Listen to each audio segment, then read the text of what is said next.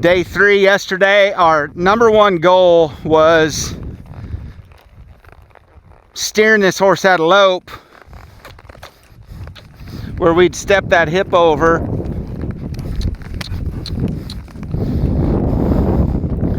and it built me a lot more steering.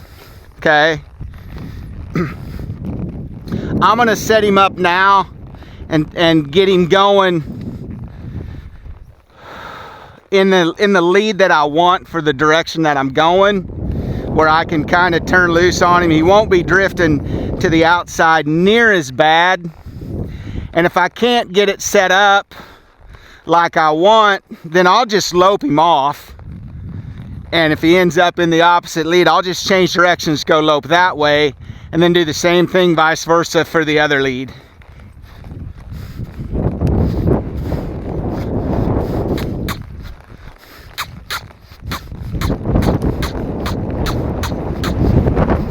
So I use that little circle right there to the left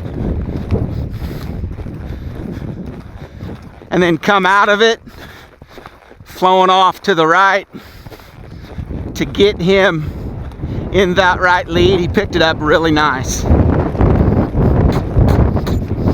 I'm actually was using that little circle there to the left to get his hip stepping over here to the right.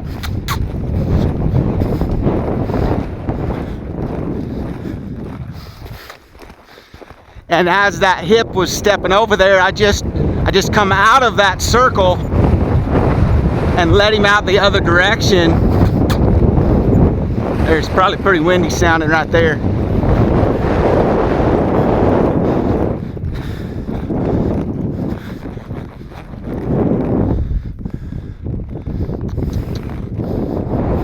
Good job, bud.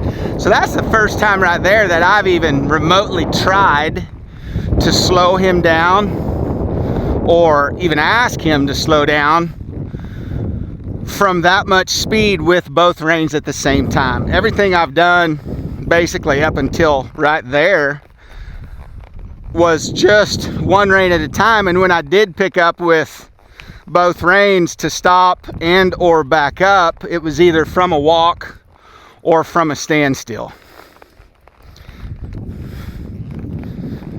Okay, so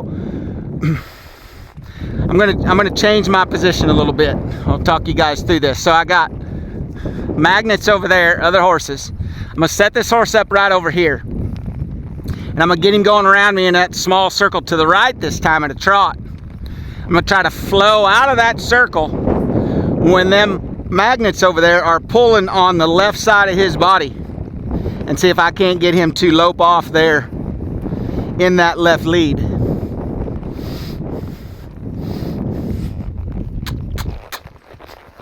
So I'm going to use this small circle right here.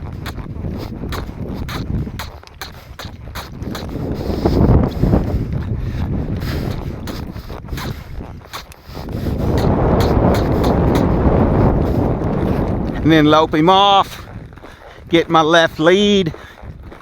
Now, honestly, I'm kind of surprised that worked, just because of where he was pulling to as I came out of that.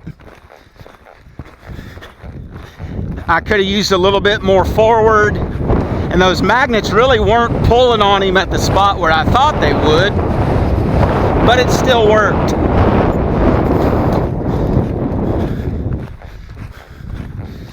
So I'm gonna slow him down there with two reins. I'm gonna steer him in here crossed.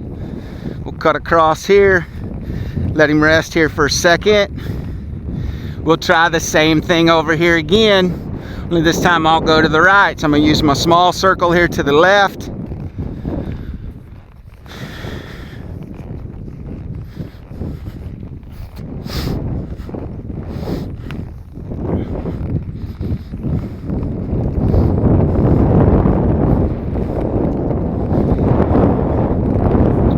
So on a horse this green, this young, well, I shouldn't say young, he's 5 years old, he isn't too.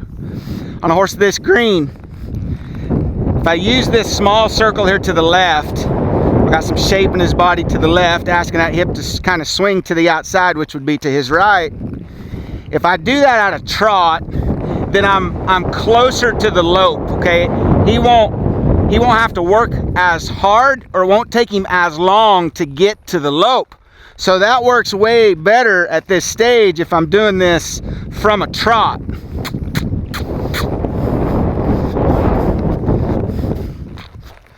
I'll come around there one more time.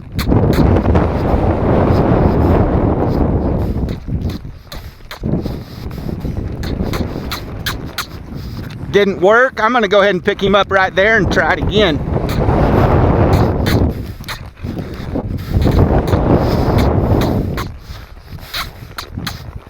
Okay, that time it worked. I didn't have quite enough forward that time before, and here I got a little bit more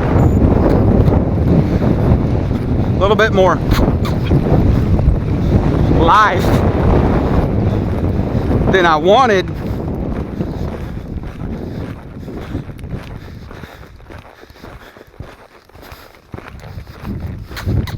So over there he wanted to slow down. I kind of smooched to him and bumped him with my legs.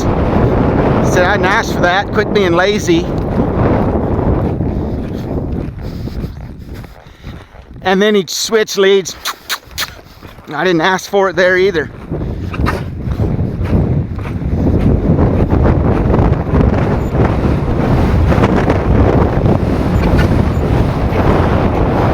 So when he's loping like this, and it's my idea, I'll pick up on him here, just bring him to the walk.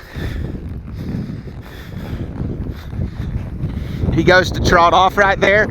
I'm just going to bend him down. I'm not going to get after him for that extra life. In fact, my goal today, anytime he brings up extra life, I'm not going to get after him for it. I'm just going to try to channel it or direct it a certain direction, because in all honesty, I need this horse to get in the habit of bringing some life up. So I darn sure don't want to get him thinking I'm going to be trying to get that life, that energy to come down. I'd rather he come out here and just want to go somewhere for a while, and I'd just go work on some stuff until he had decided that he'd wanted to slow down, and then I would just simply give him that opportunity to slow down. I wouldn't necessarily have to ask for it. It sure wouldn't be a fight. Okay, so I'm going to try it this way.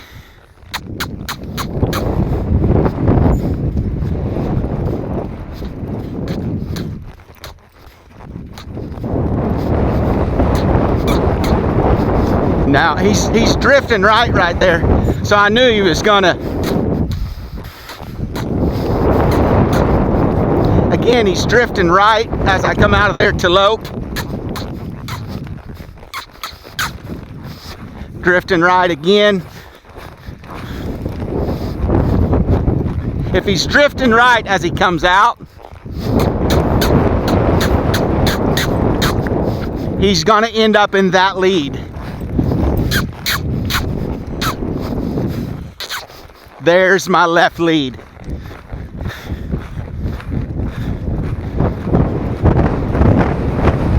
And then when he gets in it, I just leave him alone here.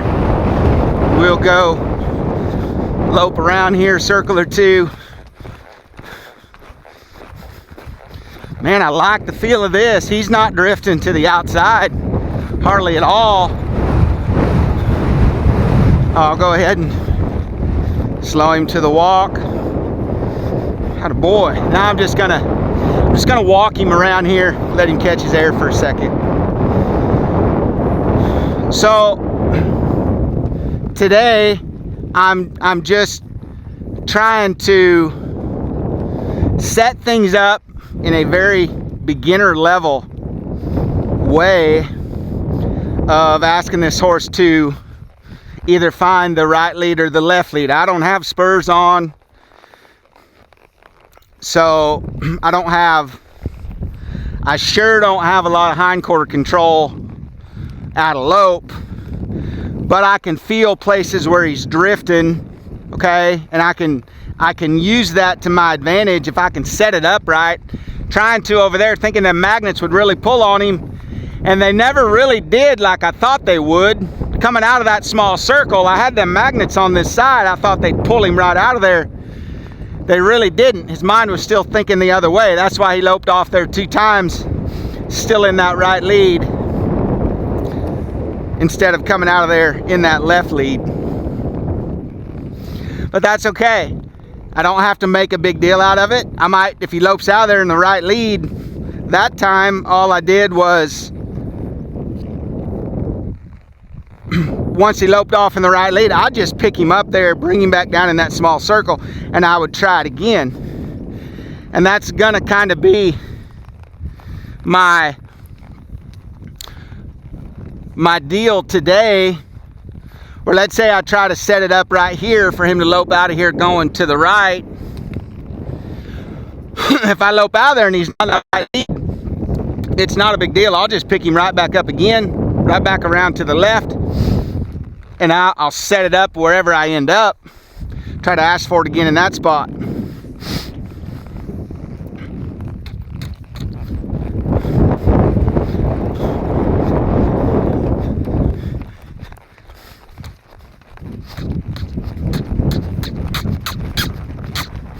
Okay, he left there in the left lead. I'm gonna pick him up here again.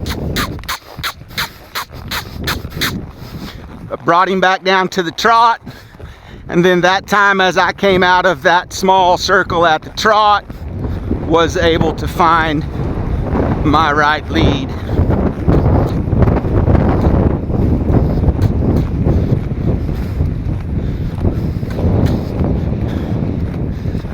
Feels really good. I'm gonna pick up on him here. Attaboy. Just bring him down to the walk. Good job, Bubba.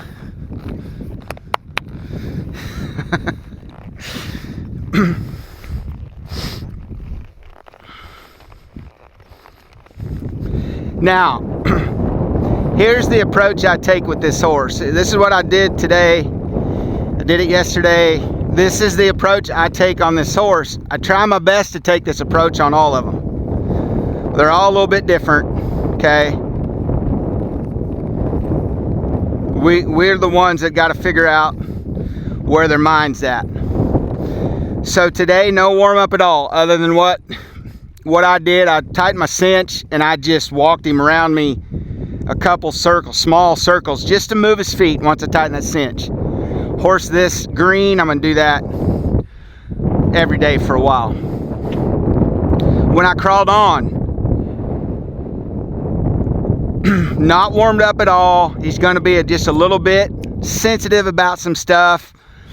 Maybe the best way for me to describe it, he acts a little jumpy about some stuff.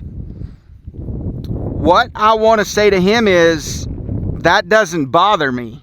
If I can sit up here and I can direct one through that frame of mind, through that thought process of them being a little bit sensitive, a little bit jumpy, a little bit fresh, a little bit reactive, whatever you want to call it. If I can sit on one and not let that bother me, it doesn't take long to get them to come back to me mentally, okay? And I feel like he's done a great job of that today. Little bit overreactive. A couple times there he'd lope off a little bit fast, but the cool thing is he never made a full circle around this camera loping fast. He might have gone halfway, he might have gone 3/4, but by the time he'd gone the full circle, he had already started slowing down. I didn't have to do anything with my reins to try to slow him down. I'm just directing on the circle. In my mind, I'm saying, I mean, if you want to go faster, that's fine. We're just going to end up back where we started a little bit quicker. But again, I got enough steering, I don't have to worry about that. And even if I didn't have the steering that I have, I would just be working on stuff. I'd be working, trying to get that hip to turn loose when I bring the nose one way, hip step the other way, okay?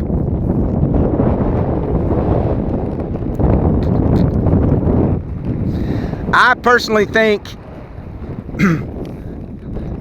what he's done for me today, starting the way he did, that felt really good right there. Me giving him a chance to feel me. Okay, it's like I need him to be in an uncomfortable state. Just hear me out on this. I need my horse to be in an uncomfortable state, so at that moment they can feel that I am still in a comfortable state. Much easier said than done. But man, I don't know that there's anything more valuable than being able to sit on one. They're bothered, you're not. Because when they get bothered and you're not, you have set up the perfect instance or scenario for that horse to be drawn to look to you, and the confidence that you're showing, sharing, exhibiting at that moment, and them feed off that, and you become their source of confidence or their source of security in that moment. Okay? So just accomplishing that today has been worth its weight in gold for me. Do I feel like I need to do a lot more? I'm gonna go ahead and ride him around here a little bit longer, but we're gonna go ahead and turn the camera off. I'm just gonna go play around here a little bit. Kind of what we were just doing. It's almost like I'm just gonna go wrap the day up, okay, for him, mentally, physically, emotionally, and then I'm gonna call it a day and go crawl on this other colt we got saddled over here. Capone, that was absolutely fantastic. What I mean by that, bud, is I know you're trying and you're showing spots where you get bothered, which is what I need that camera to see. I need that camera to see that you're not, there's places where you get bothered, so I can show you guys what it looks like to help a horse get unbothered. And most of the time, the only thing I'm doing to help a horse get unbothered is trying to have enough control of my own emotions that I don't get bothered with them. Good job, bub.